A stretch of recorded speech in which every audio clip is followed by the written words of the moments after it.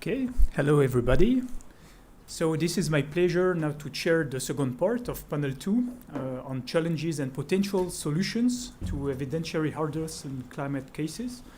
I'm Gwenaël Imfeld. I'm a research professor in biogeochemistry at the French National Center for Scientific Research, here based in Strasbourg.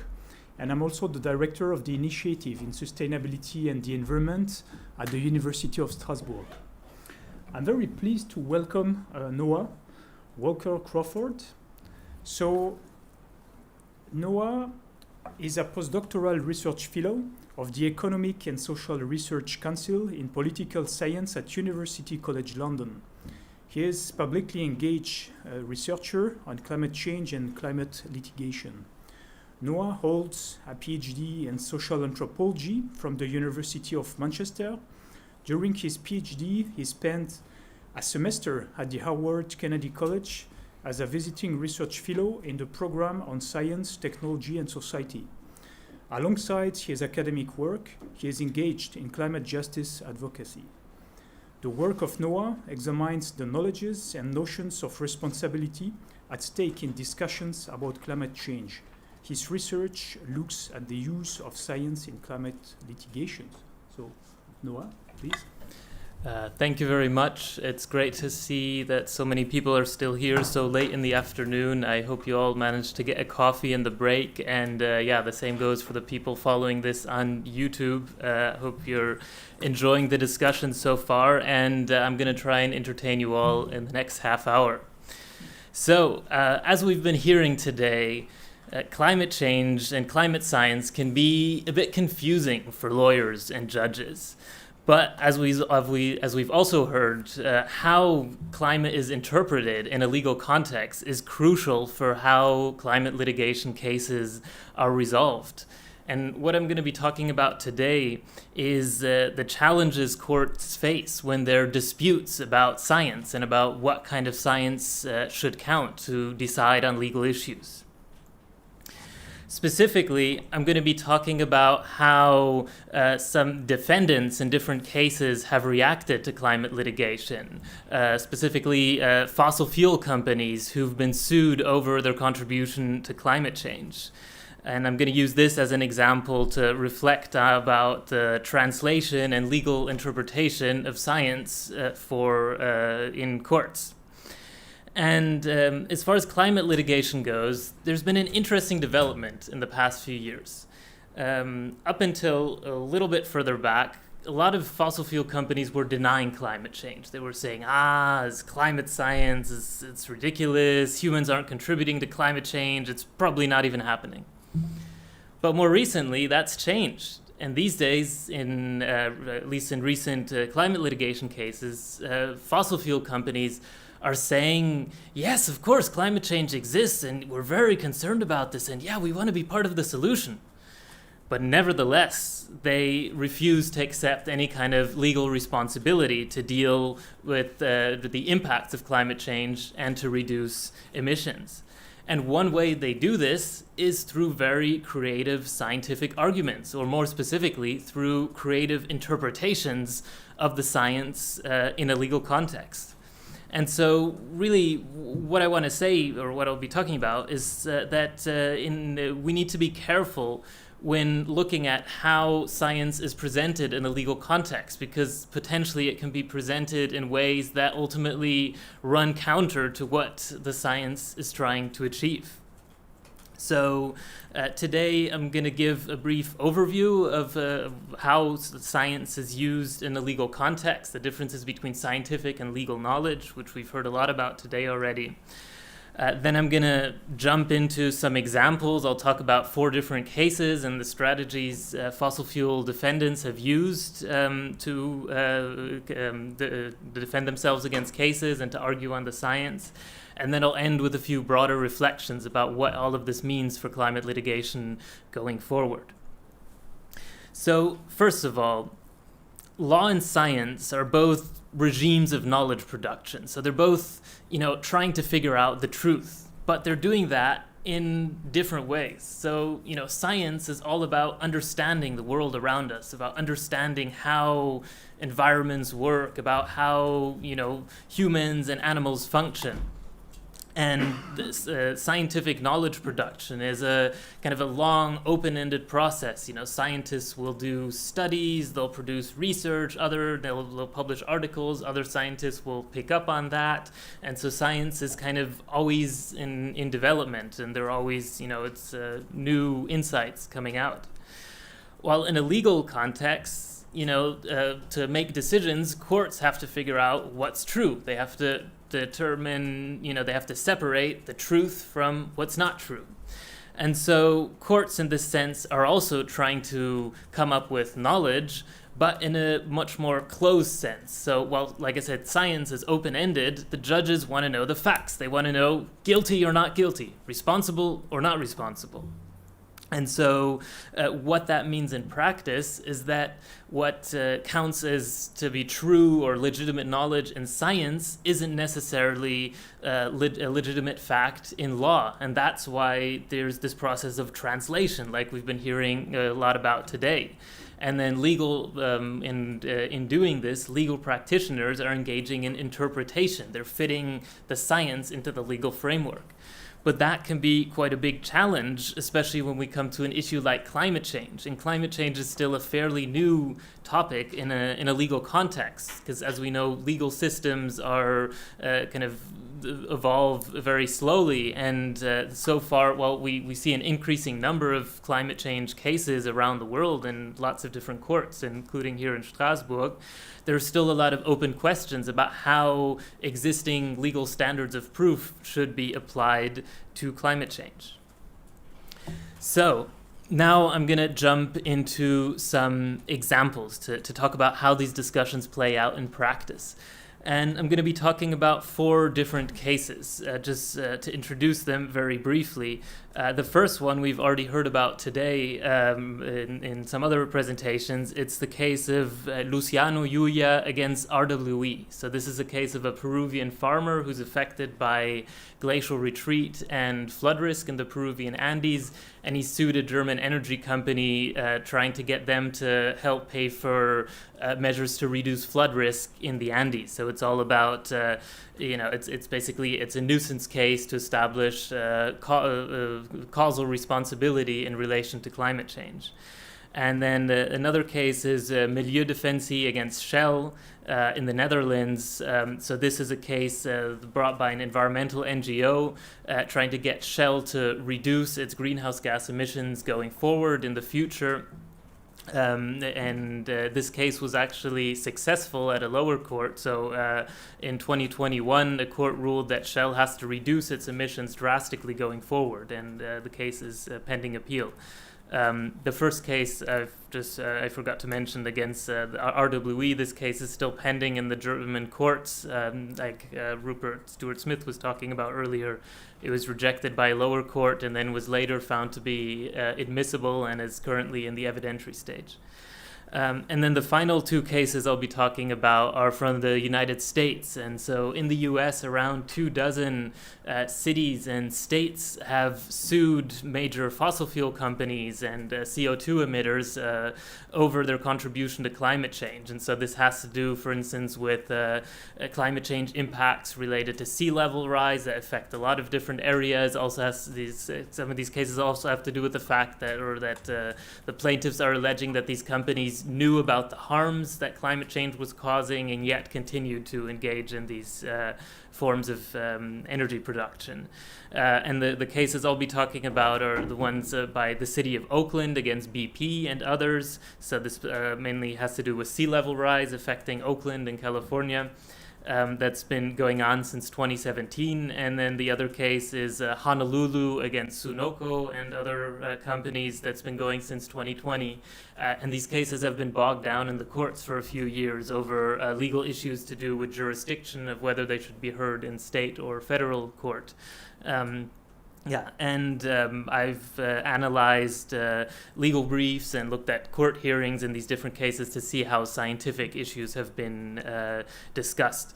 And I've also been involved in the Luciano Yuya against RWE case as an advisor to the plaintiff's legal team on scientific issues. So in these cases, what I found is that there are a lot of overlapping arguments in terms of what the defendants are saying about the science, which in a way isn't surprising because in some of these cases, it's actually the same companies that are defendants or also the same law firms that are representing these companies. And what I found is that there are three broad strategies that these companies are using to argue on the science. The first is to say, it's not us who are causing the problem, but it's society as a whole. Then the second line of argumentation is to focus on scientific uncertainty and to basically say that, yeah, the science, is great, but it's not good enough to hold up to legal standards of proof. And then the third line of argumentation is to attack the credibility of individual scientists who are presenting evidence. So, and I'm going to go through these individually and give you some examples of how this looks in practice. So the first argument is to say that the science points to the responsibility not of individual companies, but of society as a whole. So what that means to say is that these companies, they aren't they haven't contributed to the problem. Rather, they contributed to the common good through their activities. And really, the consequence of that argumentation is to say that, this is a political issue. This shouldn't be resolved through the courts in terms of the responsibility of individual companies. And so this line of argumentation to blame society, I found that in all of these four cases I was looking at in different forms. So, for example, both Chevron in the Oakland case and Shell in the Dutch case cited the same passage from the IPCC's fifth assessment report, which says that greenhouse gas emissions are driven by population size, economic activity, lifestyle, energy use, land use patterns, technology, and climate policy. And in the Oakland case, Chevron's lawyers took this to mean that they interpret this to say that the IPCC is saying that emissions are not driven by oil extraction and production, but rather they're driven by economic activity.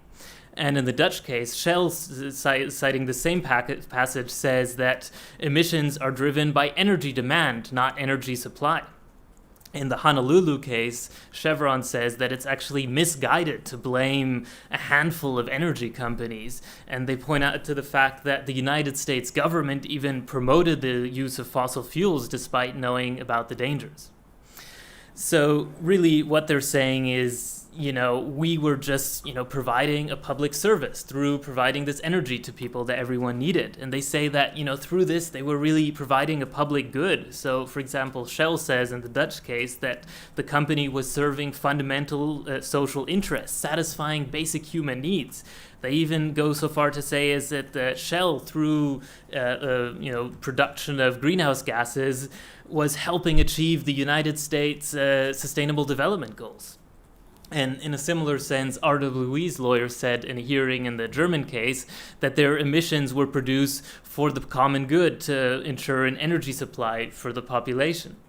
And so ultimately what they argue as a consequence is that political solutions are needed. So in the Honolulu case, Chevron says that, really climate change needs global political action. And Shell says in the Dutch case that it's the responsibility of governments to set the regulatory framework for addressing climate change and not the responsibility of individual companies. And what's important to say here is that the companies are making broad political arguments to say that climate change, is to blame on society as a whole, and that we need political solutions. And it's not to say that that's they shouldn't be saying that. That's a perfectly legitimate political position to have. But what's important to point out is that this is not something that the science says. That's we could say a kind of a gross misinterpretation of the IPCC to say that the IPCC says oil production doesn't lead to climate change. So That's why when assessing these kinds of arguments, it's important to consider, in what context they're being made, and to see how, creative interpretations of the science can lead to potentially misleading lines of argumentation. So, the second point, after blaming society, another strategy that fossil fuel defendants have used is to focus on scientific uncertainty. The basic argument here is to say that, climate science is great for, helping us understand the problem, maybe even for, to come up with political solutions, but the science isn't good enough to hold up to legal standards of proof or to establish legal causality. And so here, it's important to point out that these companies, they aren't engaging in climate skepticism. They're not, questioning whether humans are causing global warming. But they're putting a lot of emphasis on the uncertainties in the science. And of course, this sometimes ends up going in the direction of what climate skeptics are saying, because climate skeptics also tend to highlight the uncertainties. And so, to give you a few examples of how this plays out in legal practice, in the Dutch case, Shell argued that the evidence only points to the company's indirect contribution to climate change. They said they've produced a negligible amount of emissions overall.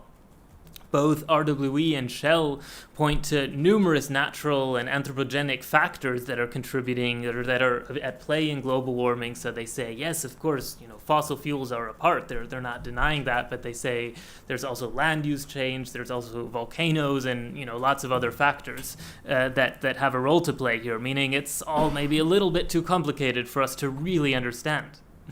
Both Shell and RWE has also argued that to prove legal responsibility, really what you'd need to do is trace each individual CO2 particle. So when RWE, most of their emissions come from the coal-fired energy production over the past 100 years. So really what they're saying, what you need to do is go to the factory and see where how each individual CO2 particle is going up into the atmosphere and see what impact that's causing.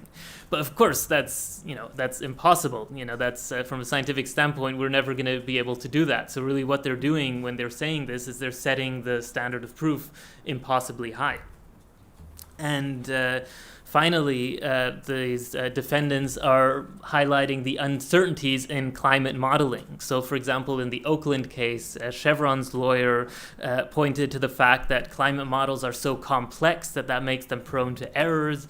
The lawyer highlighted the fact that in longer-term climate modeling, there's a lot of uncertainty about exactly how high sea level rise will be, depending on, there are different scenarios, and it might be, 1 meter or 3 meters or much more than that. And they say that, well, if, we don't really know, then we can't establish any kind of legal proof in that regard.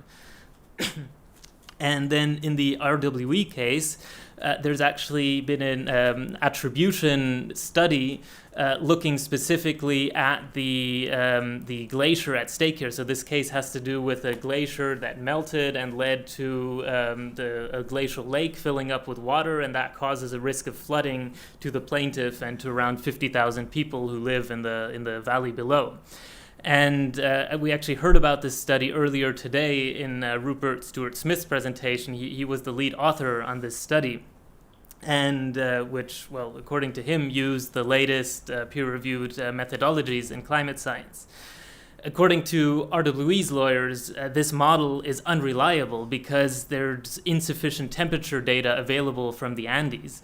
And in a sense, they're pointing to a broader issue, namely that in a lot of countries, especially in the global south, there isn't so much research and there isn't so much historical data available showing exactly how temperatures have developed in different places. But of course, that's the whole point of climate models, which have become very good at showing us, how temperatures have developed at different scales, even if, there wasn't a temperature, like a measurement station on top of every mountain in the Andes or wherever in the world.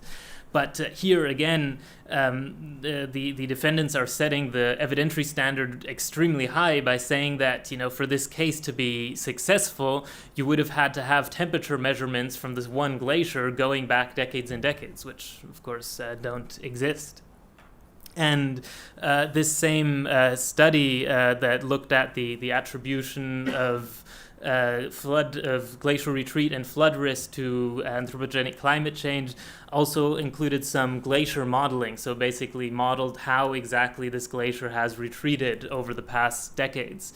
And while it's not in question that this glacier has retreated, like if you go there, you can look at historical photographs and see like back in the day, the glacier was down here and now the glacier is like way further up on the mountain because it's melted off. RWE's lawyers question the validity of this model because they say it's not precise enough in modeling exactly how the glacier retreated and like when it was where and how exactly that happened.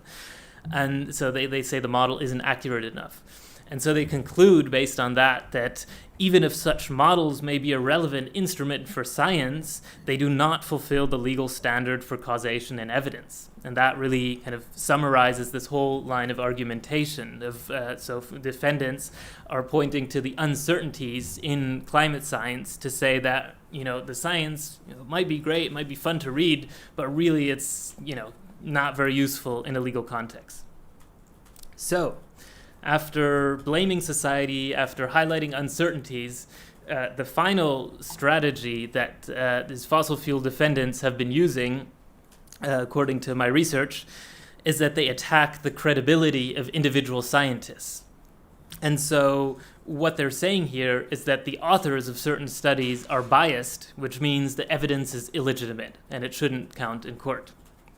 So, for example, one important piece of evidence in both the cases against Shell and RWE is the carbon majors study. So this was a big piece of research done over many years which quantified historic emissions and linked them to individual companies. So it found that around 90 companies are responsible for 70% of historic industrial emissions, and it put specific numbers to that. So it said, I think highest up on the list is, ExxonMobil with something over 3% and Saudi Aramco with around 3% as well. And then a bit further down on the list, you have Shell and RWE. And with Shell, in the case in the Netherlands, Shell's lawyers argued that they found that part of the research underlying the study was commissioned by Greenpeace, and because Greenpeace is an activist organization, they said that these results are irrelevant. They should be discounted, even if they were published in peer-reviewed scientific journals. And then in the RWE case, there have been a lot of detailed discussions about scientific evidence because this case is one of the few that's gone into the evidentiary stage so far that's actually gone into detailed discussions on the science. And so when the court first entered the evidentiary stage, they wanted to appoint experts, independent experts to advise the court on the science because, of course, the judges themselves aren't scientific experts. And so they asked both parties to put forward examples of, who would be good, impartial experts to advise the court. And the plaintiff's lawyers put forward the name of Friederike Otto, who's a very well-known German climate scientist. She's often, speaks to the media. She's kind of one of these, public faces of climate science and very well respected. RWE's lawyers argued that she is completely biased, and as proof of that, they pulled up some old Twitter posts she had made. So, for example, once she shared on Twitter an article about a climate litigation lawsuit and said, "Oh, this is interesting," literally. And then RWE's lawyers put this forward as evidence, saying she supports climate litigation and she's biased against fossil fuel companies. And as additional proof of this, they took the fact that she had been a speaker on some panels organized by Client Earth, which is an environmental NGO engaged in climate litigation. So in this sense, being part of public discussions about climate change and climate law makes a scientist suspect. Then another example of this is, of course, I've already mentioned that an important piece of evidence in this case is an attribution study done by Rupert Stewart Smith, who spoke earlier, and a number of other authors. And Again, RWE's lawyers attacked these studies' authors, arguing that they were biased. So first of all, they claimed, without providing any proof, that the plaintiffs were involved in the production of this study, even though this was independent research.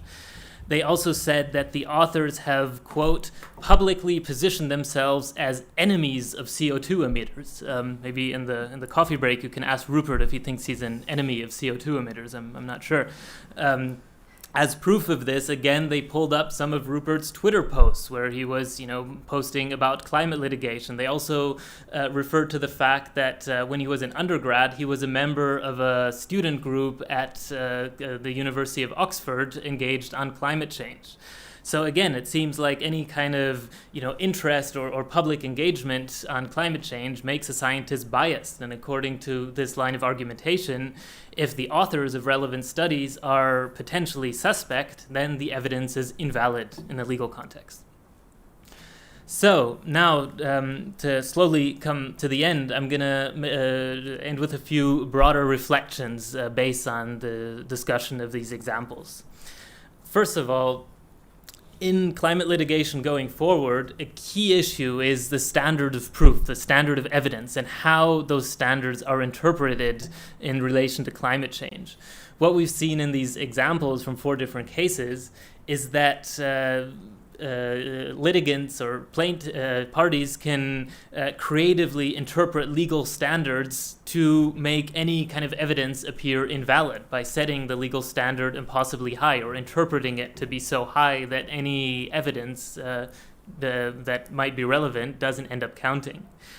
And so here, judges have a really crucial role in interpreting standards of evidence which were probably not designed with climate change in mind, which are much older than the broad public knowledge about climate change, and so judges need to figure out how to apply these standards of proof in times of climate change, and this is going to be key in affecting how a lot of these cases might turn out when they come to these fundamental scientific issues. Then a second point here is that scientific legal arguments are connected to broader ideas about how climate change should be addressed. So we've seen, how fossil fuel companies have interpreted some of the evidence, how they've said that, if scientists have some kind of interest in their subject matter, that means they're potentially biased. But, this line of argumentation can lead us to potentially absurd conclusions. For example, you might say in that sense that if a cancer researcher doesn't want people to die of cancer, that makes them biased in their cancer research. And that doesn't really make any sense. And of course, we have peer review in science, and one of the reasons for that is to eliminate bias. And that's why, especially studies published in high-profile scientific journals go through very rigorous processes of peer review before they end up being presented as legal evidence in court. And what's important to recognize here is that there are broader issues that are pushing researchers to study climate change, whether it's policymakers saying we need good knowledge on climate change, and that's one of the whole reasons that the IPCC exists in the first place. And this can also be public concern or even researchers' own worries about climate change. People probably aren't going to study climate change out of pure boredom. They're going to study it because this is an important issue to a lot of people in our societies. And so, what this shows us is that ultimately the production of knowledge on climate change is intertwined with people's concerns about the issue and ideas of what we should do about it. And a final point on all of this is that, climate science and climate modeling obviously has limitations like any kinds of science, but climate modeling is still a crucial tool for addressing climate change, for understanding the problem and figuring out what we can do about it, whether that's in a legal or a political context. And so, of course, climate modeling is getting ever more precise and showing us, how climatic processes are working, what are the contributions, what are the impacts, what are the different scenarios over many years, depending on, what emissions we produce in the future. And what's important to recognize here, and especially, thinking about climate litigation, is that climate models aren't going to answer ethical questions about who's responsible for, who should take responsibility for climate change, or about which impacts are the most important to address. But climate models can help us answer those ethical questions, whether it's in a legal or a political context. And so, scientific models may have underlying uncertainties. They may tell, they're never going to give us absolute truth. They're never going to give us 100% certainty. But, scientific uncertainty isn't anything new, neither in law nor in policymaking. So, there are all kinds of other issues we've dealt with in the past, whether it's, the dangers of smoking or asbestos or, a whole lot different kinds of environmental pollution.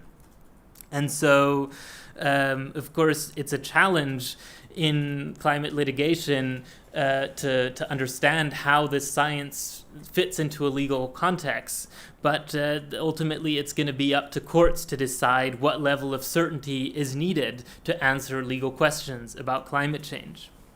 And just to end with a broader reflection on all of this, is the question of, why are there so many climate change lawsuits in the first place? And one very important reason for that is that there's a sense of failure in climate politics, that we've had decades of discussions at a UN level, but political processes aren't producing sufficient solutions. That's neither to limit emissions to a more or less safe level or to a not so dangerous level, nor is it for addressing the devastating impacts of climate change around the world that we're already seeing, and of course we're going to see more in the future. So in that sense, there's a real governance gap on climate change, and we're seeing people's human rights affected. And so if political institutions aren't going to do their job of protecting people's rights, then ultimately it's no wonder that people are going to turn to the courts to have their rights protected. And so when these cases are brought, it's important that courts rely on the best evidence to resolve them. Thank you.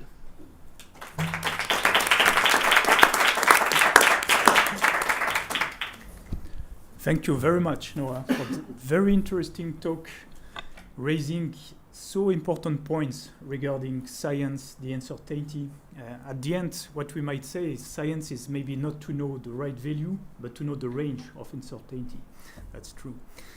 Okay, I think we will continue for the discussion and the questions afterwards. And now I'm very pleased to introduce Yann Robiou Du Pont. Yann holds a PhD from the University of Melbourne on the quantification of equitable mitigation scenarios for countries to meet the Paris Agreement goals. The results of his studies are published at the highest level, are also behind the ParisEquityCheck.org interactive website that assesses the ambitions of country emission pledges.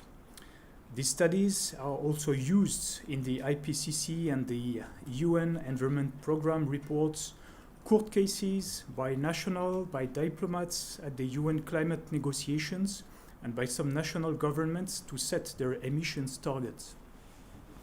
Yann recently received a Marie Curie fellowship to continue working on the quantification of ambition, a metric to determine what are fair contributions for various climate actors to collectively achieve the Paris Agreement goals. Outside academia, Yann advises governments on their climate targets and country delegations at UN negotiations from both the global north and south. He also informs the courts on climate cases, such as those led by the Portuguese youth of the European Court of Human Rights, Urgenda Affaire, Affaire du siècle, Total Energies, and People's Climate Case. Please.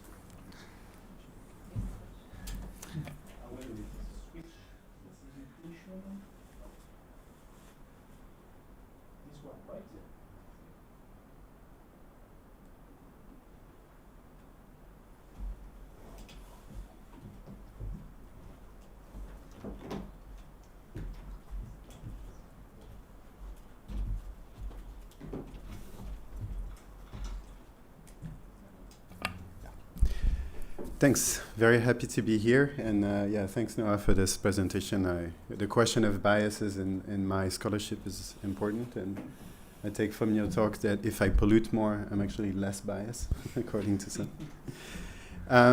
So I'm working on the field of quantifying what is a fair emissions target, and I'll be focusing here on this talk on more the applications of this scholarship to litigation cases, but it also informs UN negotiations, and then the narrative is a bit different on how to present the results. So here I'll be focusing on the relevance for court cases.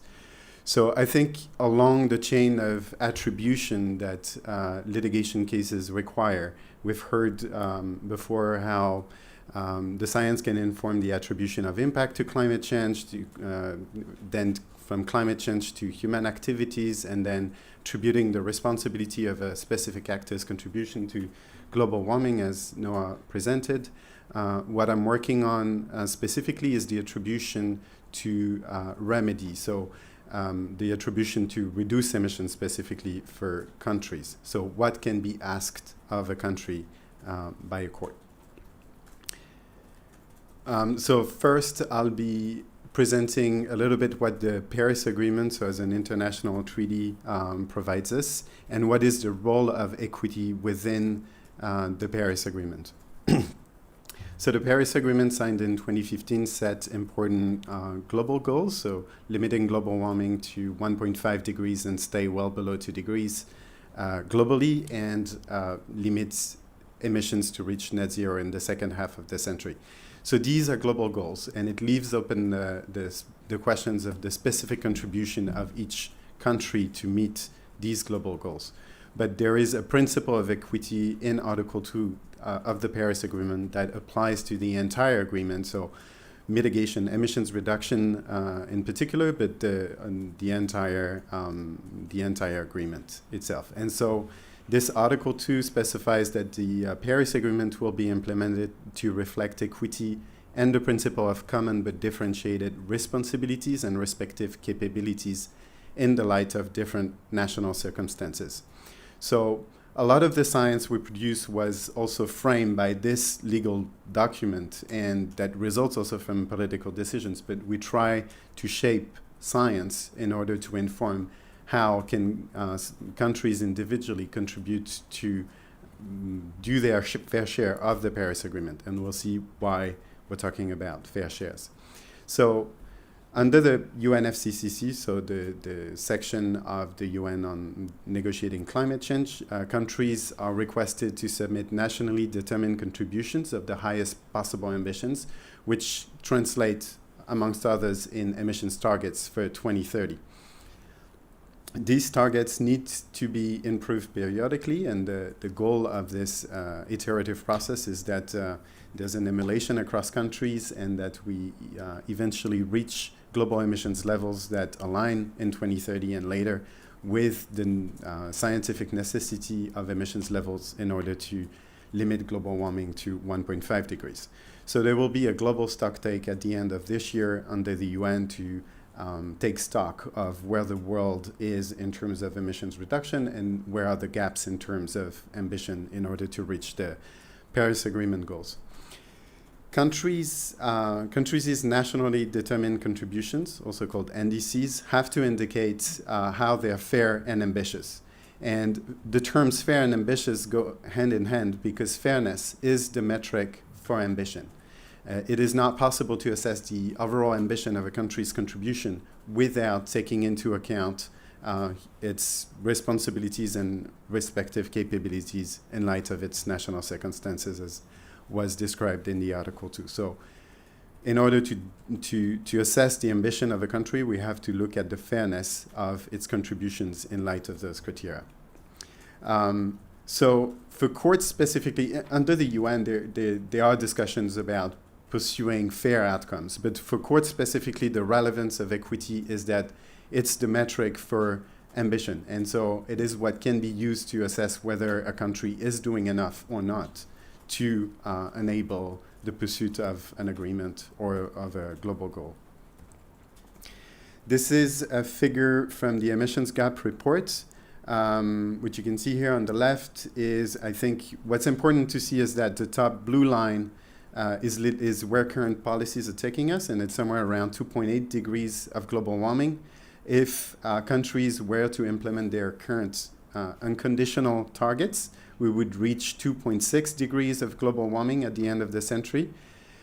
Should we reach the conditional indices, would go to 2.4. And basically, we can see the very important emissions gap towards putting the world on track for 1.5 degrees of global warming. So there is a very important mitigation gap. And the question that is to be addressed is also how much each country should reduce their emissions in order to close this gap. So it's important to see that the current pledges are collectively very insufficient, that they are leading to a dangerous global warming, and that obviously they are not consistent with the realization of the Paris Agreement. So the question is, what can scientists do in order to help informing courts maybe to close this gap?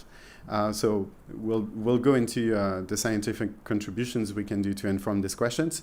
I cannot tell what courts should be doing, but considering the science, I think, can help leading to decisions that help closing this gap. And I think while there can be some uncertainty or some divergence in the results of different studies, the absence of decision or the decision not to rely on any science is not neutrality, as it leads us to follow the blue curve at the top, which is where the current policies and the current status quo is leading us to. So yeah, the absence of decision is not a neutrality, and following some science is better than not ruling on any science at all, in my scientific opinion. A little bit of background on what we call the IPCC scenarios often. They were mentioned prior as SSP scenarios as well in the past. What is important to know about these scenarios? So, for instance, these can be either business as usual scenarios as the highest one, the C8 scenario you can see on that figure, or very ambitious scenarios that limit global warming to 1.5 degrees, as we saw in the previous figure, or as you can see here as the C1 scenario. These scenarios are modeled to implement cost optimally mitigation worldwide. So that assumes that the cheapest mitigation option is achieved wherever it may be. So just based on this price, always the cheapest mitigation option. And that results in a geographical distribution of the mitigation effort that can put a lot of transformation in places where the emissions intensity is very high, meaning where the industry is not so efficient. So that tells what ideally, as in to reduce costs, what the transformation of the world would be to achieve this scenario. But it does not tell who should fund this emissions reduction, how much effort each country should provide in order to achieve that global transformation. Also, these scenarios do not factor climate impact. So in some cases, that's also something to consider. But these scenarios should not be used, or their geographical distribution should not be used to assess the ambition of a country. It simply informs the transformation that the world would see if we were to follow their modeling. So fairness and equity are not considered within these scenarios. And for instance, in the case of Norway's first nationally determined contributions prior to the Paris Agreement, they relied on the information from this socio-economic scenario.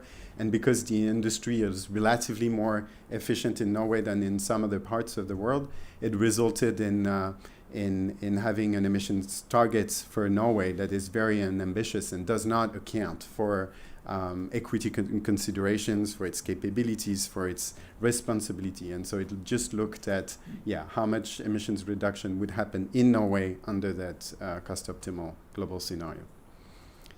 So what is what information do we have on effort sharing, on equity within the IPCC? In the fourth assessment report that came out in 2007, the literature on various approaches to equity, so various modeling of equity approaches, led to the synthesis box, so sort of summarizing a range of emissions reduction that would be appropriate for Annex 1 countries, Annex 1 countries being also known as developed countries.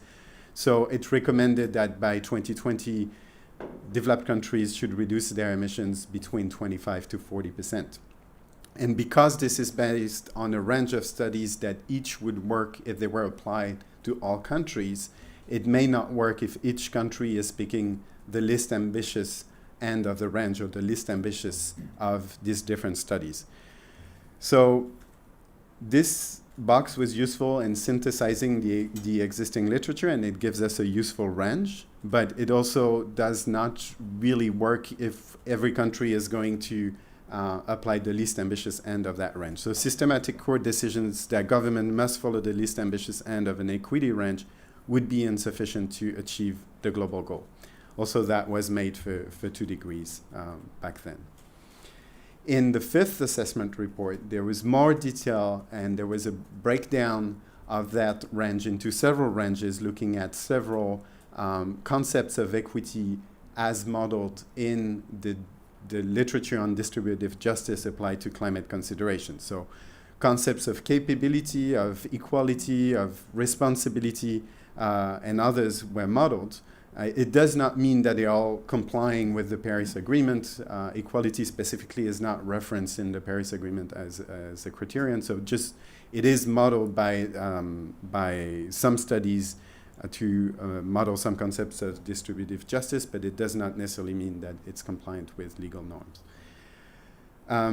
So this provides more detail, and it enables to sort of pick the different equity concepts, and that might be helpful for scientists, but it's also maybe harder to read for non-experts or like from people who don't work in that scholarship. So decision makers, judges, NGOs, what is an appropriate target, who gets to decide what is equitable within that range. And so here what we see is basically that for OECD countries, looking at different concepts of equity would lead to different emissions reduction in 2030 compared to 2010. So some being more stringent than others. What's interesting to see is that obviously relying on a concept rather than another would lead to different emissions targets, but none of them is aligned with the current business as usual scenario, which is the orange bar on the top right. So again, not taking a decision would lead us to that business as usual and would be inappropriate considered to any of the metrics for ambition presented here. So this is the whole figure for different world regions. I'm not going into details here. Following this, there was a call by one of the lawyers of the Urgenda case showing the importance of having clear scientific quantifications also presented in IPCC reports in order to help non-experts of that field or like experts of other fields to rely on this on these results in order to inform court cases in this case, but it's also helpful for negotiations or legislative processes. So he said in this comment in, I think it was Nature, assessing fair share of reduction in the context of litigation is as much a legal issue as a scientific one, and legal scholars and scientists should cover it. What came out of it? Pretty much nothing. In the 6th assessment report, there is no quantification presented. There is no summary of the literature. Literature is mentioned and is acknowledged, and it does say that various assessment frameworks have been proposed to analyze the fair share ranges of NDCs, and many of these studies are quoted, but there is no range, no quantification put forward in the IPCC reports that could help litigation cases, partly because the IPCC also doesn't provide country-level information. So in the absence of that IPCC figure that would really suggest adequate emissions level for countries, we have to look at the existing studies individually. So I'll start to show briefly the studies that I've been working on myself, and then I'll open to other assessment frameworks that exist. This is just an example so you can visualize what we are trying to do. So if you look at a red line, which is the same in all of the graphs, this is a emissions pathway for the world to limit global warming to below 2 degrees. So you can see the emissions going up until a bit after, well, up until now, and then emissions reducing in the future. The question is how much each country gets out of that global amount of emissions at any point in time. And there are different ways of splitting this emissions trajectory across countries. So what I'm showing here with the different color patches is how this adds up across countries. So we're not using what we call emissions budget directly, which are just the integrated version of this over time. We're trying to really share dynamically over time at every point in time so that it exactly adds up to the 1.5 degree trajectory or 2 degree trajectory in order to be consistent with the global climate goal. So in the case of the study that we had published, this is an example of how you can see, for instance, for the European Union, where the current climate target lies. So the first climate target was the black dot. The turquoise one is the new climate target, 55% reduction. And you can see how it does not align with what would be fair emissions trajectories under the distributive justice, the equity criteria that we quantified. So here, for instance, we could say that the NDC, the climate targets of the European Union, is insufficient compared to these different modelings of equity. We can see, though, that if each country takes as a target the least stringent of those 4 lines, it wouldn't add up across countries because it wouldn't be the same line for all countries. So that led us to a second paper trying to look at this case. What would happen if each country picks the vision of equity that favors their narrative, so that they could claim that they're doing a fair share according to some vision of equity, or perhaps lead to a situation close to a replication of the litigation case of Urgenda, where each country picks the least ambitious end of a range based on several equity approaches or several scientific articles or several studies on that topic.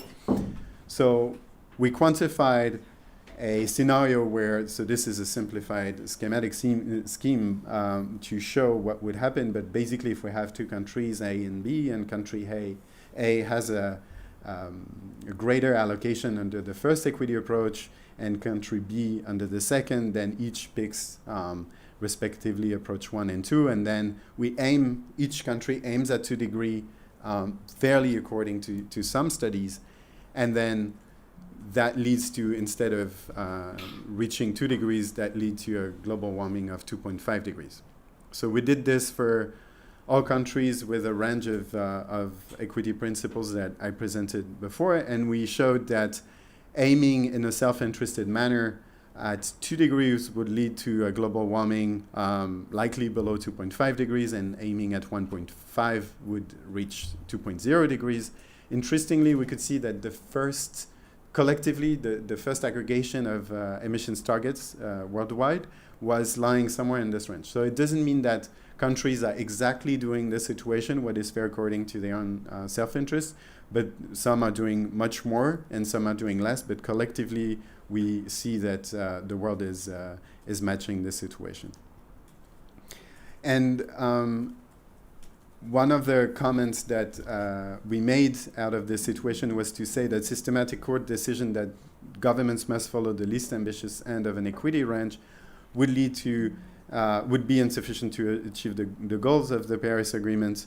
And that was also mentioned in the application forum of the Portuguese youth case, as also an argument perhaps for going directly to the European Courts of Human Rights, because even winning a Urgenda type case in each country would still not add up. There is a need of consistency across the different countries, and so a self-interest led vision of equity or application of the law, such as in the case of Urgenda, wouldn't lead to a global consistency with the Paris Agreement goals, or any global goal that is pursued. So we also quantified a way to combine different equity principles, trying to turn even dissonant equity metrics into an ambition metrics, and then as we did this, we are then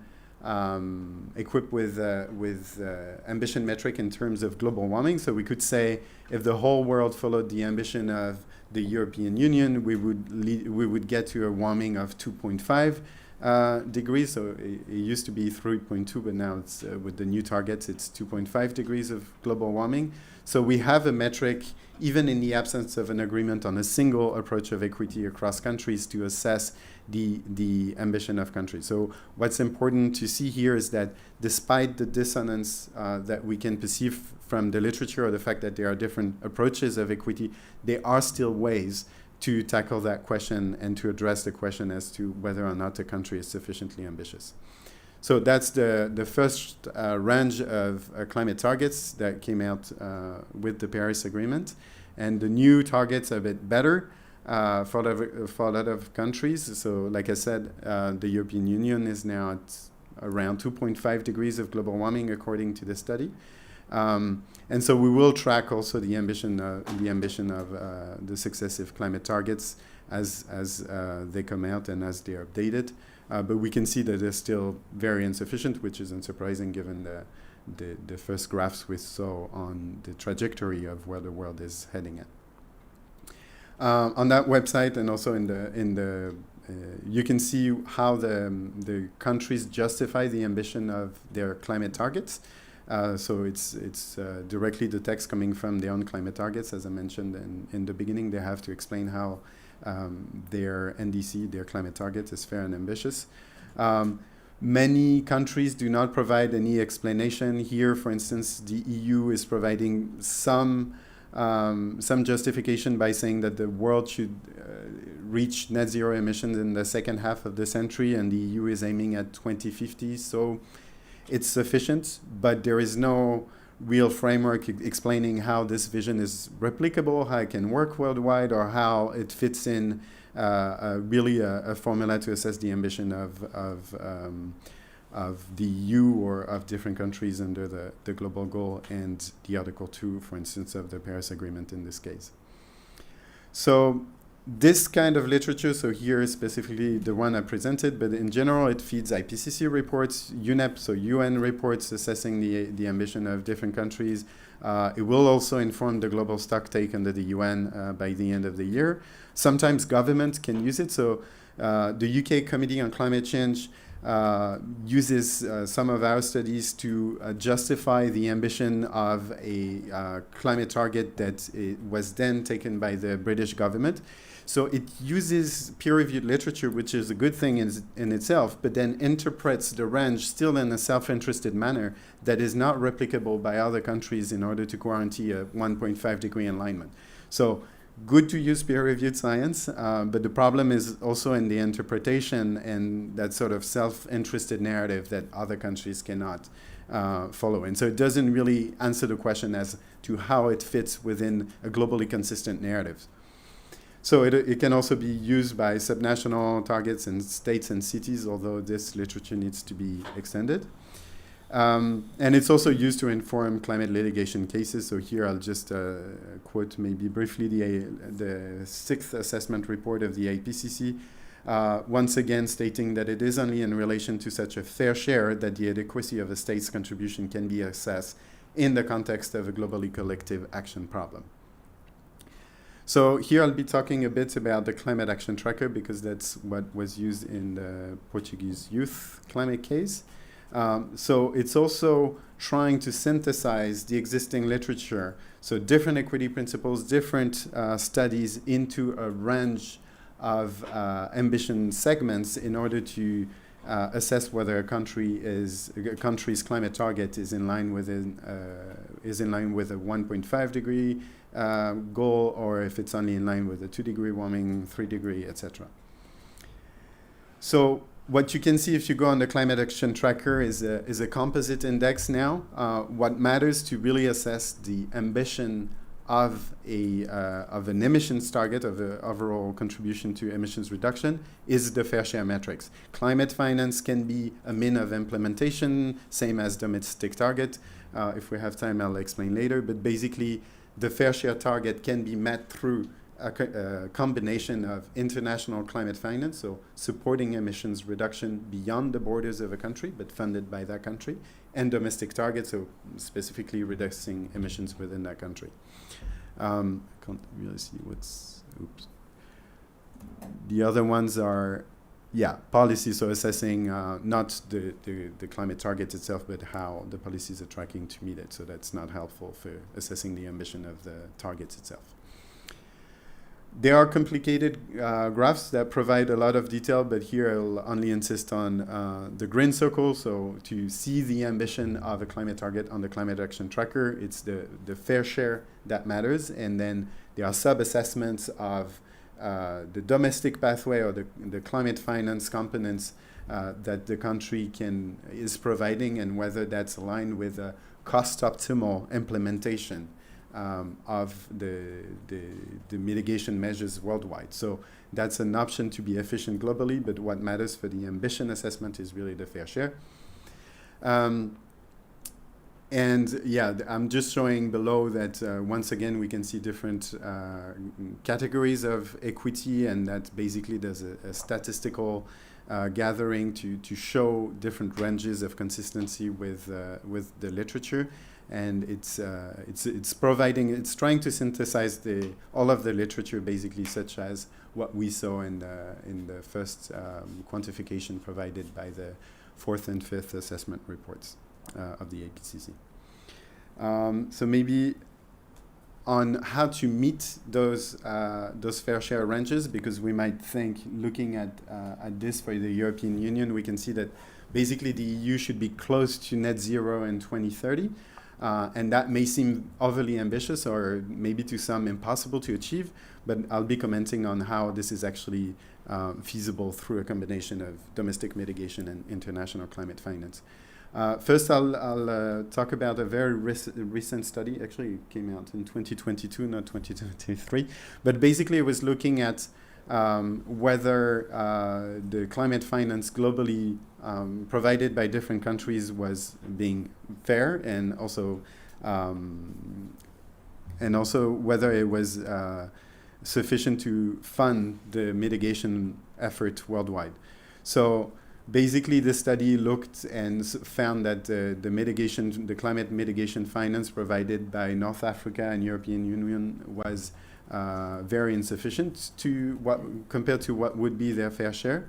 And so this also highlights that fair climate finance would be helpful to implement the IPCC scenarios because of the reasons that I mentioned before, which is that the cost-optimal implementation of mitigation efforts might induce a lot of transformation in countries that do not have the capital to do so. So it's not just about fairness, it's about really having sufficient ambition to meet the Paris Agreement goals and simply being able to fund the mitigation measures that are required in order to implement the 1.5 degree scenarios.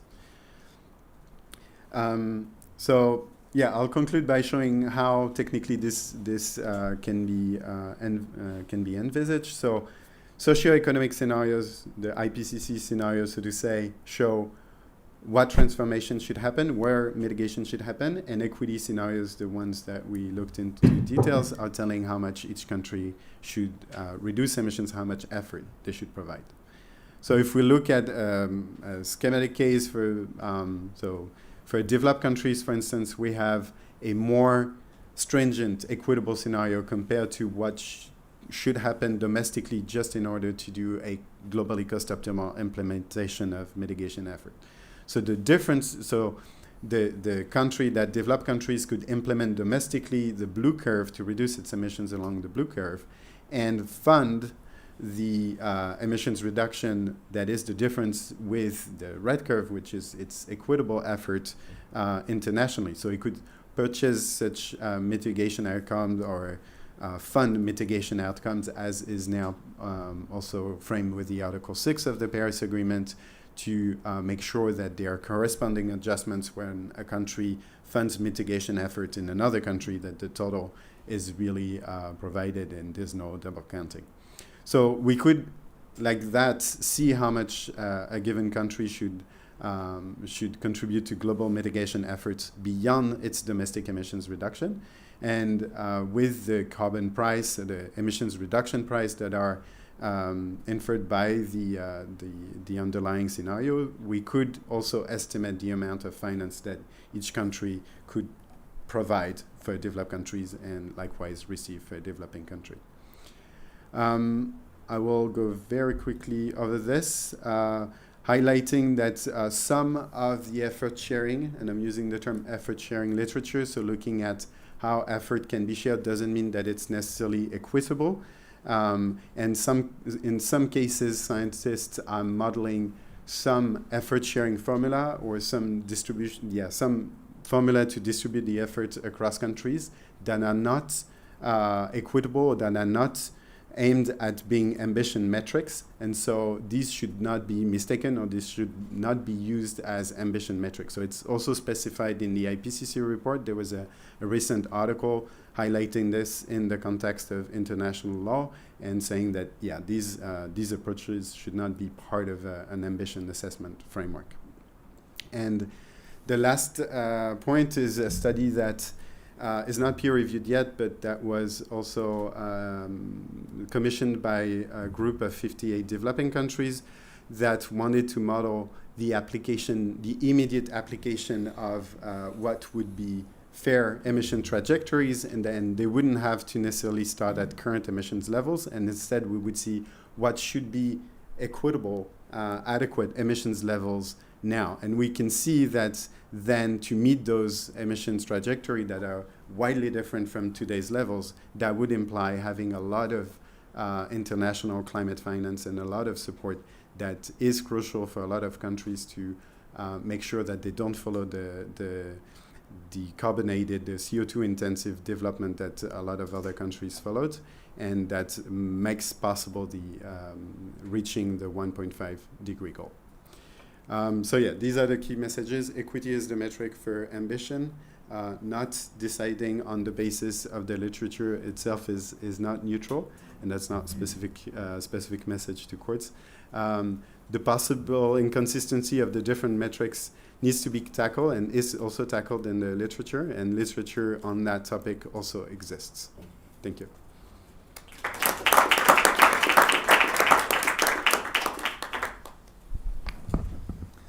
Thank you very much, Yann, also for insisting on quantitative notions to define these equitable mitigation scenarios. I think it's very important. Okay, now together with Corinna, we'll animate the discussion, and we may start with the questions of the audience.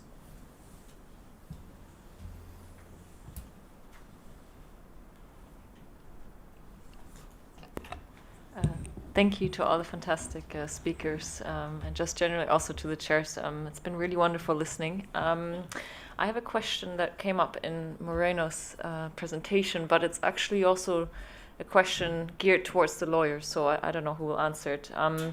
You talked about the high-emitting countries and the vulnerable countries that bear the brunt of the consequences. And yet, going back to attribution science as well, we have science that clearly indicates an increased number of deaths as a result of, for example, heat waves in the countries that are high emitters, but perhaps not the most vulnerable climate-wise. So my question is, and this goes also to the overall question of, are human rights courts the right forum for bringing climate cases, etc.? Is one death or, say, a number of deaths sufficient to claim under these rights? So I don't know if that question makes sense, but basically, where do we set the scale or the impact of what we consider as human rights violations, for example? And what comes to mind as I reflect on it is the fact that perhaps human rights courts are precisely really useful for a European context, for example, or other contexts where vulnerable countries are not necessarily in place, but we have high-emitting countries, and we do have deaths arising from emitters. So I don't know who wishes to answer that or comment on that. I can give you a first answer because mine is going to be very quick. If you're asking me how many deaths are required in order to be worried about the effects of climate change, I'm not going to answer. I'm a scientist. I have no idea. All I can tell you is, we start to have evidence that many people are suffering and their health is at risk, including at risk of death for severe malnutrition because of reduced food production, for example, because of the effects of climate change. Then there is the direct implication of heat waves, and all of those things should be of concern. How you measure those things, how you make decision on those things, that's very much a legal question, in my opinion, not a scientific one, so I'll pass to my colleagues.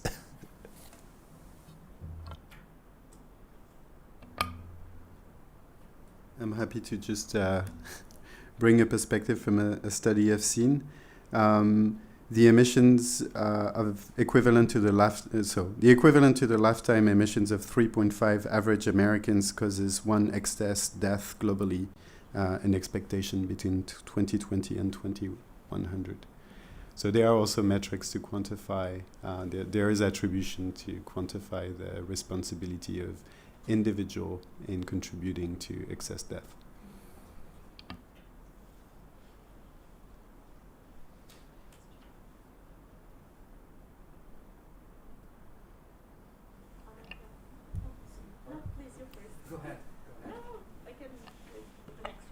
That's very kind. Well, I don't want to be manspreading. So my name is Guillaume Parent. I'm working for the Parliamentary Assembly of the Council of Europe. And the Assembly is mobilized to push back the Council of Europe on environmental rights. Let's say that 50 years ago, the Council of Europe was very much forward, and they took part in the Stockholm Convention in 1972, pushing for already a right to a healthy environment. Our Assembly has witnesses the withdrawal of all those aspects inside the Council of Europe. So basically, now we have like the shadow of our activities. We still have the Bern Convention, we still have the Landscape Convention, we still have this major hazard agreement. But basically, our capacity are very much limited. They were cut off for the last 20 years. So now we have, at the pace again, we are pushing for bringing back the organization on this issue. And for that, we are pushing again for an adoption of a protocol to the European Convention of Human Rights. So for us, it's important. I understand that it's only a tiny part of the activity of the court, but for the pace, it's important because it responds to the pressure coming from outside of the court, outside of the parliament, and responding to people angry around in the society, and respond to the pressure which is actual of the climate crisis. Our second objective is also to push for a new instrument, something which would include another monitoring tool on the model that we have already available at the Council of Europe. So we have the GRECO, the Group of States Against Corruption. We have on racialism, on trafficking. We have on domestic violence, violence against children. So our objective is to take advantage of the experience of the organizations in terms of peer cooperation, and trying also to respond to all the real actual threats. So for that, this network was established 1 year ago. It will have its 9th meetings next month, in 2 weeks from now. So, we have worked on strengthening the capacities of parliamentarians on various issues linked to the tools actually available at the Council of Europe, but also other things. And this morning we discussed about IPCC reports.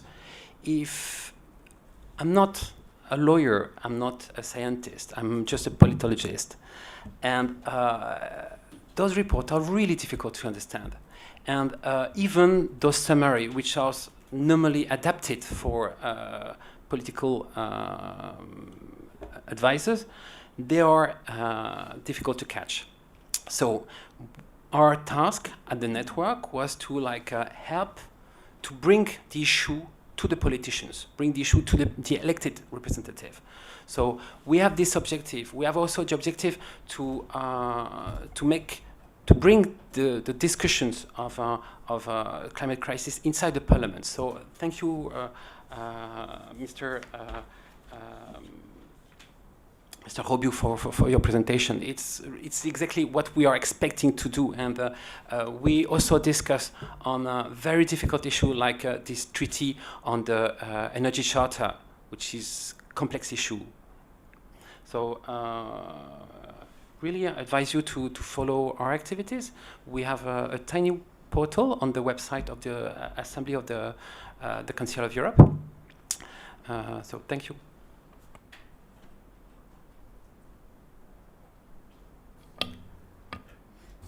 If I can just say on the summary for policymakers of the IPCC has to be approved by all governments. So that also explains why there might not be the level of details that some of us would want to see in it. But yeah, you can certainly reach out also to scientists so that they can tell you what didn't go in there, but it's still science-based.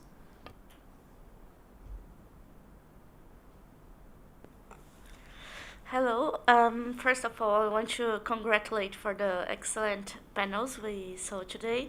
And actually, my question is really related to his question, because when I was reading all the data, all the information you presented to us, Professor Yann, I was a bit conflicted, because even for us, we come from the science and law field, we have this privilege of somehow understanding better what is presented to us.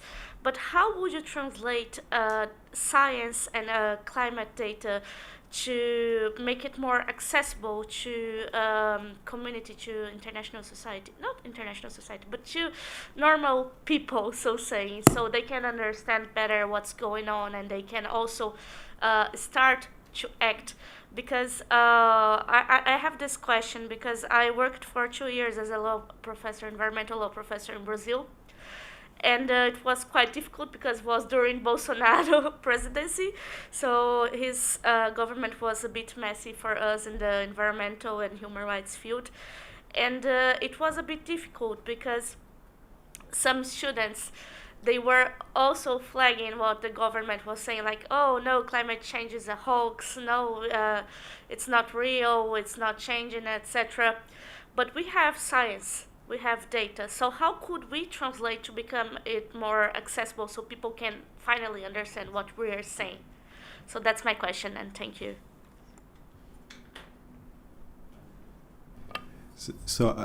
Yeah, part of my activities is also to do dissemination.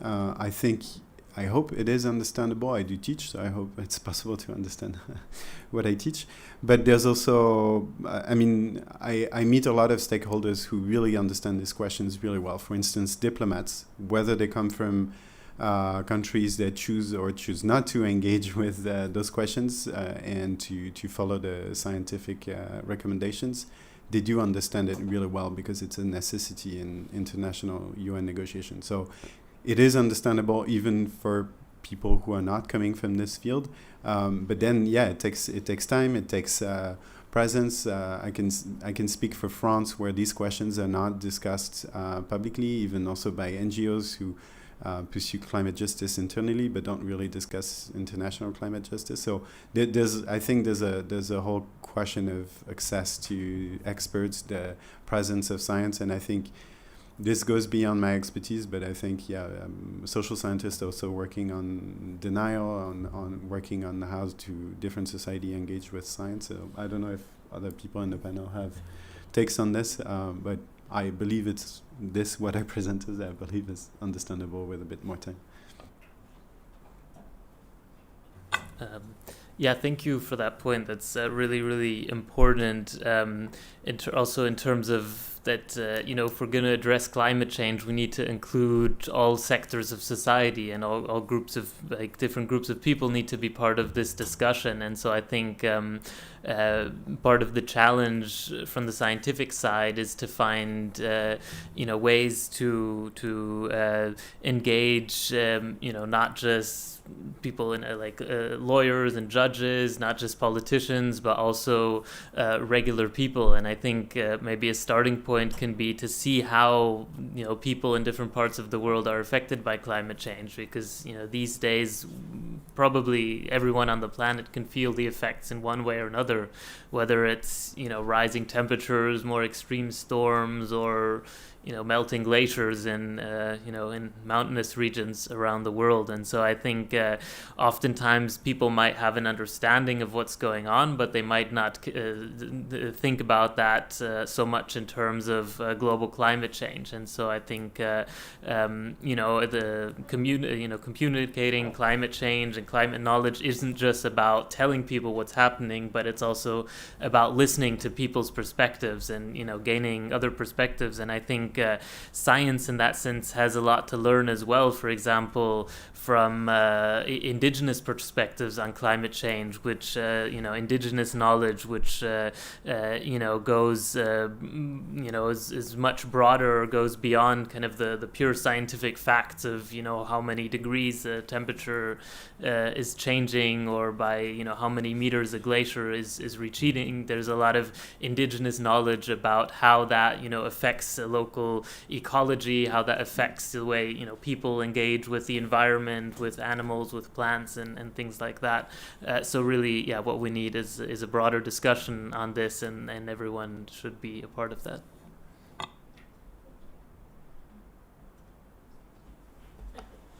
Well, thanks very much to all of the speakers. Judge Katistakis, apologies. In your remarks earlier, you were talking about sources of peer-reviewed scientific evidence and the role that plays in the legal system, and you said it was important that there was sort of in the peer review process there's a broad representation of sort of diverse views from within the scientific community are reviewing the papers. But when you and your colleagues are presented with evidence, often you don't know who the peer reviewers are. You have to trust, presumably, that the scientific journal chose good people, and usually the process that they would go through isn't necessary to choose necessarily a broad diversity of scientists, but experts who are essentially credible experts who can really evaluate the methods and the conclusions. And would you see that as sufficient, or do you feel that in the process of adjudication you would need to know more about the process that an individual paper has gone through in order to be able to trust the robustity? And I know you said you would do your own evaluation, but could you expand a little bit on what that would look like? Of course, yes. Of course, we need more. We need more information, more knowledge about the issue, and of course, the last years, I can say that, and I think the Inter-American also Court of Human Rights is on the same direction. The European Court accepts almost all the demands for 30 interventions in case before the court, including the environmental cases. And the idea of the 30 interventions, according to the Latin phrase, is amici curiae, the friends of the court, the friends of the justice. And we are looking with these 30 interventions to have scientific contribution to our work. This is the meaning, anyway, of the relevant procedural, let's say, occasion to present to the court, like a third independent, the aspect of in different cases. This is not exactly the cases in ICJ. They are not, the amici curiae are not really present there. In contrary, in the National Court of the Law of the Sea, there is a special procedure, and there is also a transparency of the contribution of 30 defendants. As you listen, and I listen also from Professor Keller, my former colleague, there are no funds, there are not budget for this reason in our court in cases to ask, let's say, a specific scientific contribution, but we are always looking for the contribution of the 30 defendants in our case. May I say something? Well, it's not our work to prepare a additional protocol, but it is important to say that in my knowledge, the vast majority of the contracting parties have a special constitutional provision for the protection of the environment. Concerning Greece, has a special provision since 1975, just after the dictatorship, and this provision has really contributed the major to the development of Greek environmental law and the environmental case law. But I think also it is important to mention that Article 37 of the Charter of Fundamental Rights has also provides also the right to environment, and I think it will be really a step forward to have a provision, certain specific provision on right to environment by additional protocol in the European Convention of Human Rights. Thank you.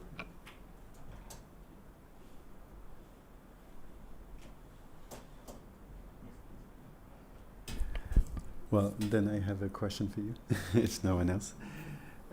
One of the points in my talk was that sometimes the range of results from various studies can give the impression that it's inconclusive or that there is no agreement amongst the science, and my point was that it's not the case. From a judge perspective, do you think some cases can be not considered because of that, because it seems that science is inconclusive? And if so, how do you think either the science, or what do you think can help make that this body of science is considered for litigation cases? Yes, well, I will try to answer to your question, and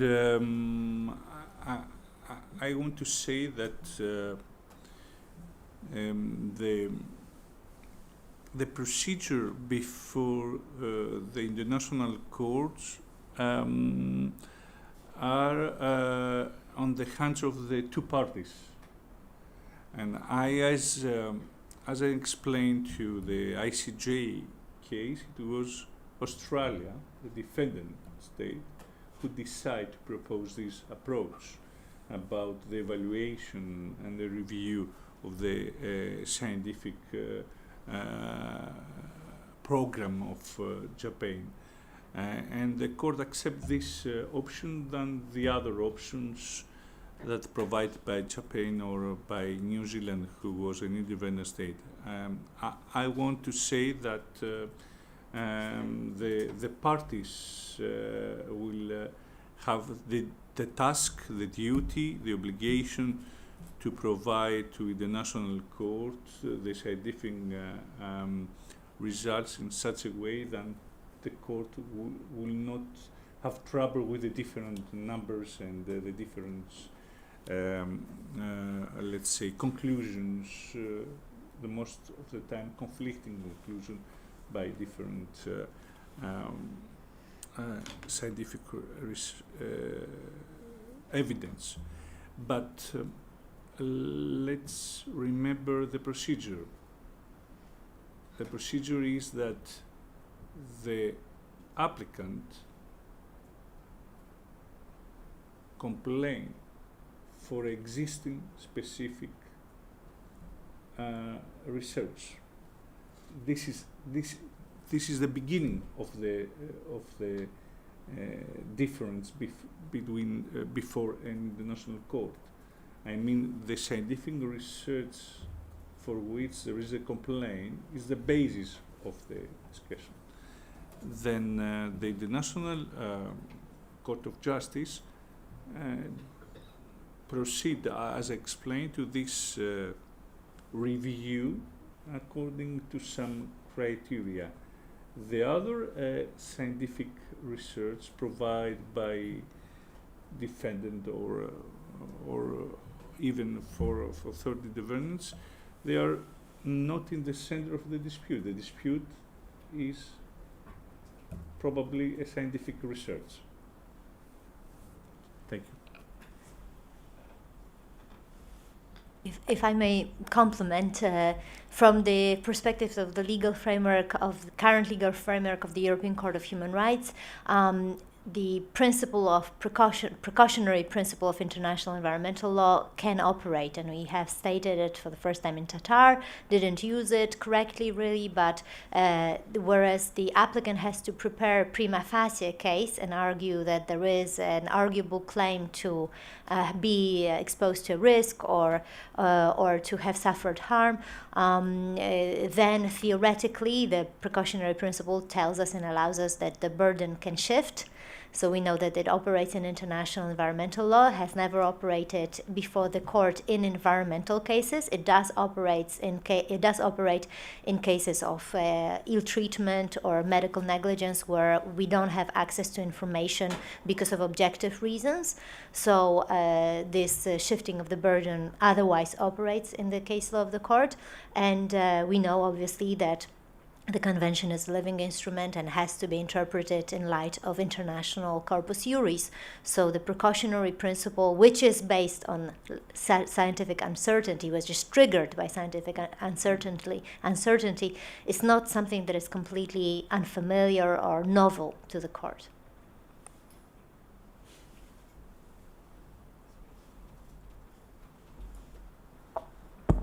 First of all, thank you. And I just wanted to ask a question in regards to the benefit of maybe like a new protocol or a new provision in the European Convention of Human Rights. What would this bring that the current article cannot cover, I would say? And because I think like currently it's more under Article 8, Article 2, or so yeah, what would this bring like more? And would it? Do you think that it may be possible that like a lot of states ratify this new protocol, or we may have a problem in terms of ratification of the new protocol? Thank you. Well, as Nathalie has also explained on the first panel, there is a convention is a living instrument, and there is this dynamic interpretation of the articles of the convention, and I can have many examples of articles applied to environmental case law. Is even Article 1 of the first protocol about right to property, Article 11, Article 10,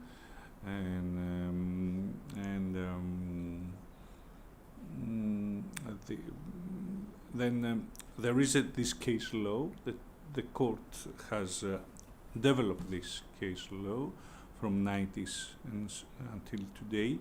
But when there is a specific provision, there is also there's always this let's say obligation under international law to apply the specific provision, and I think that always there is a need of a specific provision of the right to guarantee this right. And I don't know about the ratifications, but it can go in parallel. I mean, already there is the case law, and there is this binding force of the case law. Well, according to the convention, the binding force is between the parties, not between all the 46 contracting states. But of course, we know the influence of any judgment delivered by the court. And at the same time, we can see how if this protocol will be adopted, how the ratification process will continue. But this doesn't mean that there were not, at the same time, the 46 states are not, let's say, binding or influenced by the existing case law and the development of this case law. But the provision is always has this direct effect to the state obligations on question of environmental law. If I may complement, the main difference of bringing the right to a healthy environment into the legal framework of such as the ECHR would be that the right to a healthy environment has been defined as having an objective and a subjective dimension. And this comes from the advisory opinion of the Inter-American Court of Human Rights, then repeated in a contentious case against Argentina, La Cajon had. And basically there is a consensus among scholars that in an objective dimension, the right to a healthy environment protects the environment and the elements of the environment. So the Inter-American Court actually says seas, mountains, and forests, and animals, and anything that is, and the human being as well. So this is the objective element. It's similar to the French legal framework when you have préjudice écologique, so any kind of disturbance or interruption or destruction of the within the system, earth system, within a particular ecosystem.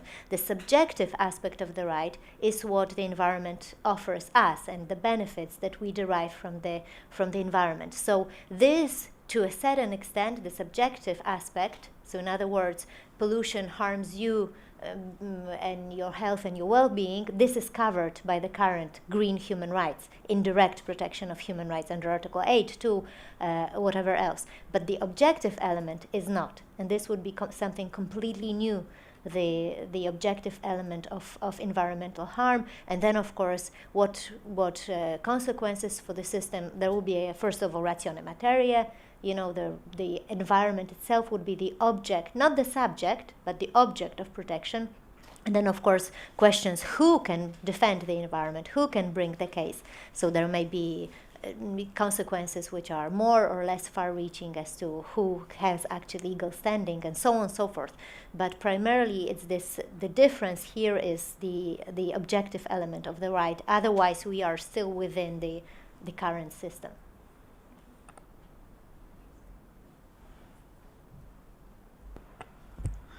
Hello, my name is Philipp Schönberger. I'm from Green Legal Impact, a small environmental law association based in Berlin. I have two questions, and I try to make it very brief because I think we're running out of time. But the first one would relate to the last presentation of Monsieur Robiou Du Pont, and just that I understood it correctly. That one study that you referred to about equity approaches, and that is the outcome of that study that if every country follows the most favorable equity approach to its fair share, that we would, for 1.5, that we would end up around 2 degrees in result. And then the question, because I feel that touches a very important issue of climate change litigation, that from my point of view, we've kind of passed a bit that questions of really the scientific basis of climate change and what the effects are, and so we can rely on the IPCC reports. But from a litigant's perspective, I think we always now running into these equity discussions, and I mean it's one of the center arguments in that case is also pending at the court. And I always, in the German Constitutional Court, I think they didn't say so explicitly, but what they did in the end was also to adopt that approach. In the end, they referred to a German fair share that responds to the most favorable, which is per capita calculation of our emission budget. So the question was, and I always thought that is not a way that we can go down, like legally, to adopt just an approach and say, well, every state takes the most favorable one, because then we will end up with 3 or 4 or 5 point degree. But that sounds to me like I was a bit surprised that this is actually the outcome. And then the question would be, how far, like, is there a big range in each approach? Like, because you have 5, 6 different approaches, and how broad is the range in each approach? Like, if I say I take the per capita, is then again a huge range, and then in the end I end up with a huge variety of different budgets, and then maybe in the end, in total, globally counted, I end up with, I don't know, a much bigger number.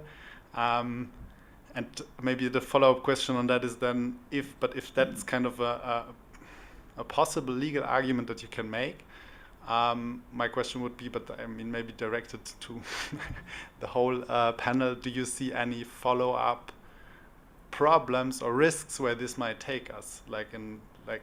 Because it seems very appealing in the first place to say, well, it's better than to have any standard for that question of fair share, that we can translate it into a legal concept. But is there any follow-up pitfalls that you see? So, and the second question I just skipped.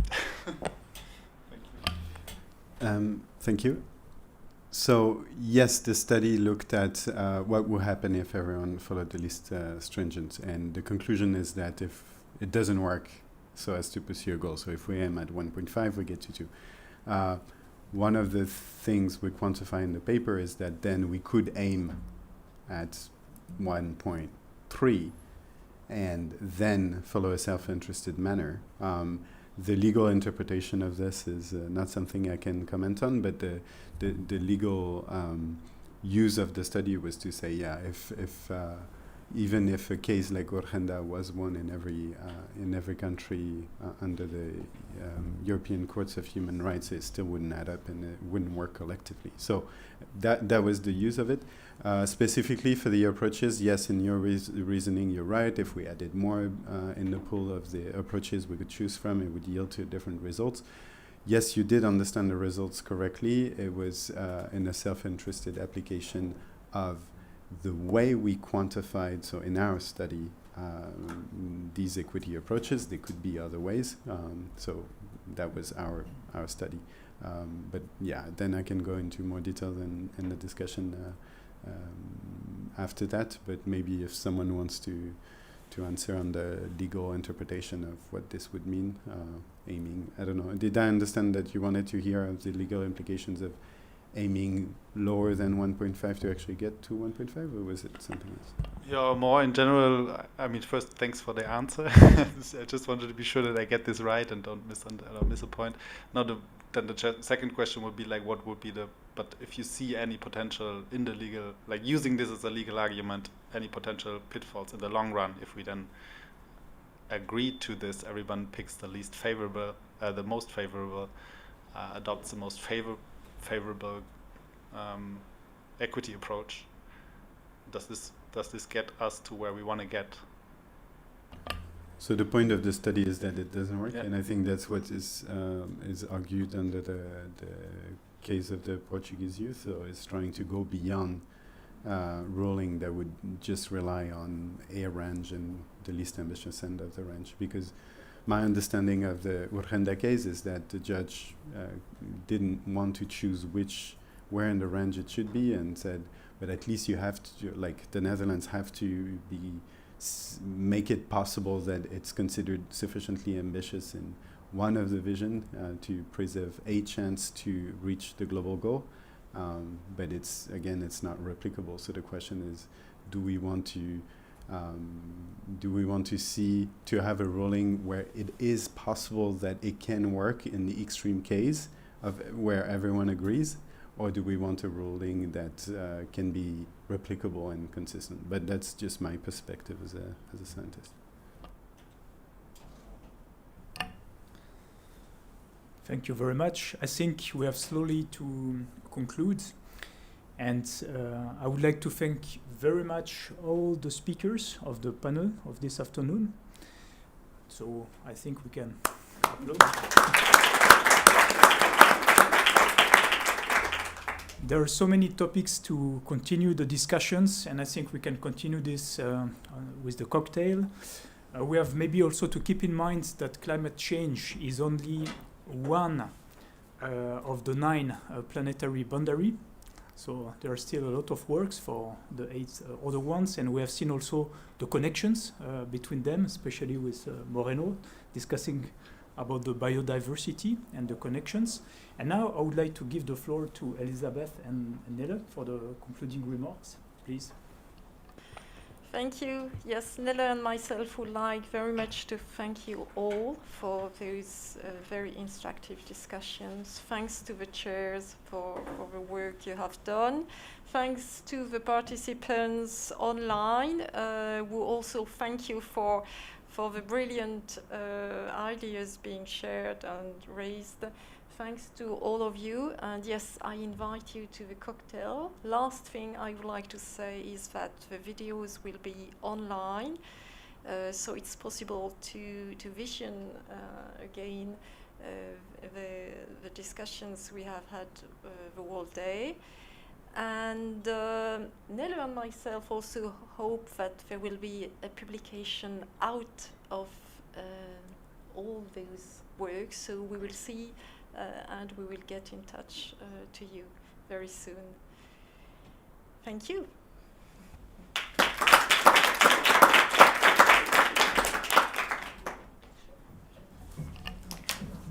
And thank you very much to you for organizing this event. Yeah. Thank you.